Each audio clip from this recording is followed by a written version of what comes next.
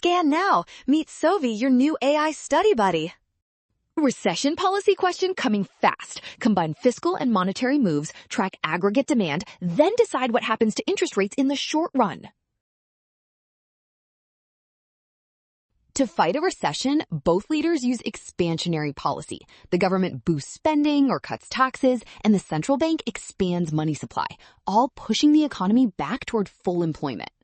That immediately tells us aggregate demand rises because expansionary fiscal policy shifts demand right, and expansionary monetary policy also shifts demand right. So the aggregate demand part of the answer is definitely increase. Interest rates are tricky because fiscal policy tends to raise them while monetary policy tends to lower them. So the short-run result is indeterminate. Well done, option B. Scan now.